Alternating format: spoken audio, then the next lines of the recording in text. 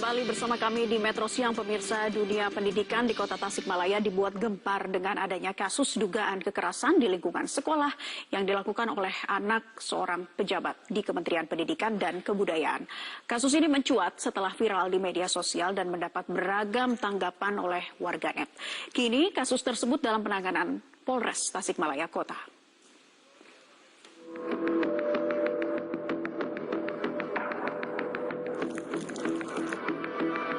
Lagi-lagi, kasus kekerasan terjadi di lingkungan sekolah. Kali ini menimpa seorang siswi SMA Negeri 1 di Kota Tasikmalaya berinisial Z yang diduga menjadi korban penganiayaan oleh teman sekolahnya Selasa pekan lalu. Kasus ini pun viral pasca ibu korban curhat melalui media sosialnya.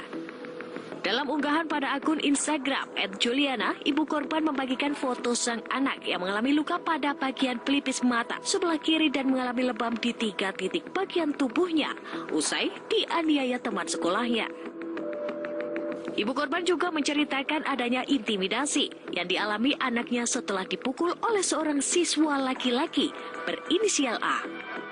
Orang tua korban menyesalkan sekaligus mempertanyakan sikap pihak sekolah yang tidak melakukan perlindungan terhadap putrinya serta tidak meminta untuk mendampingi korban pada saat proses mediasi bersama orang tua pelaku yang dilakukan pada Jumat kemarin.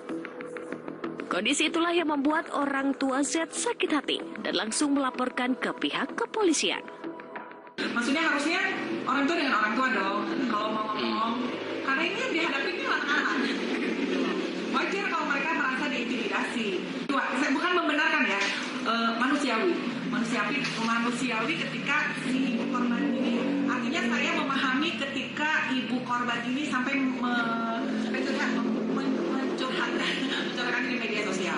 Karena rasa keadilannya itu yang tadi seorang ibu ya. Langkah hukumnya tentunya sesuai prosedur hukum yang berlaku ya. Tadi sudah sebetulnya sudah dicabut laporannya, tapi karena rasa keadilan si korban ini tidak terpuaskan, kemudian dia mencoba melaporkan lagi dan itu sudah diakomodir oleh pihak unit PPA. Menurut keterangan Kasat Reskrim Polres Tasikmalaya Kota, AKP Agung Tripurbowo, motif pelaku memukul korban lantaran tidak terima karena korban melerai perkelahian antara pelaku dan temannya. Pelaku menganggap korban membela temannya. Meski saat ini korban dan pelaku sama-sama telah kembali sekolah seperti biasa, namun pihak kepolisian saat ini menaikkan kasus pada tahap penyidikan. Dan untuk perkara ini sekarang sudah kita naikin penyidikan, Mas. Kita akan minta keterangan saksi yang lain. Adapun saksi yang sudah kita periksa itu ada 4 saksi, yaitu saksi yang melihat, korban, pelaku, dan orang tuanya. Gitu. Oke. Kemudian bagaimana untuk proses hukumnya kepada pelaku? Apa yang akan ditempuh?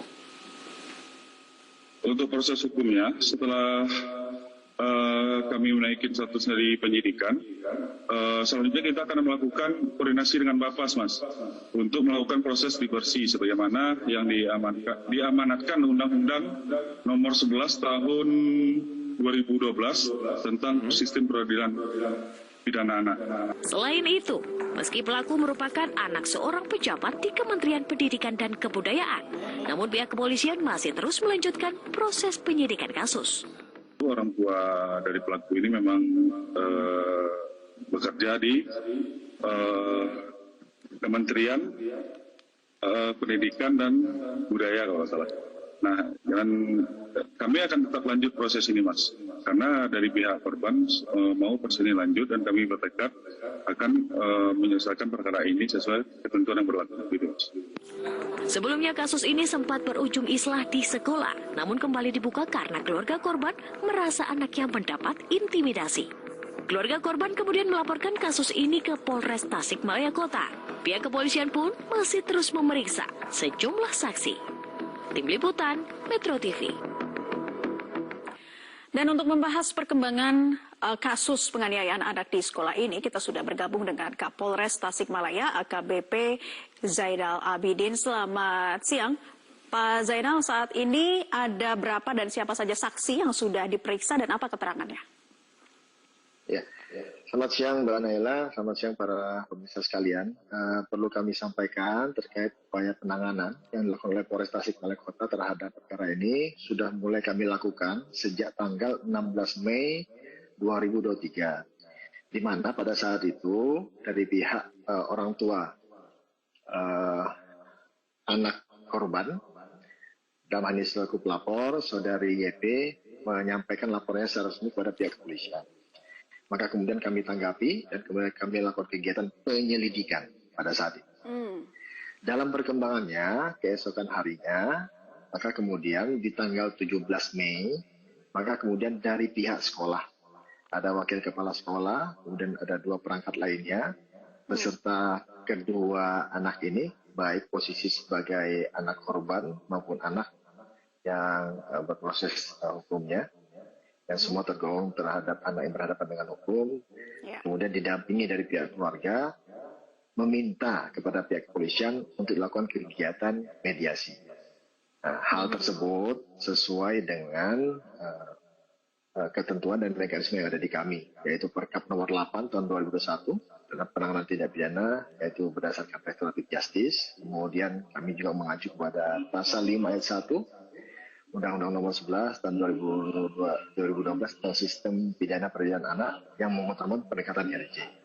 Nah, di tanggal 17 tersebut sudah terjadi mediasi dan para pihak kemudian sepakat untuk kemudian tidak melanjutkan perkara ini di proses hukum berikutnya.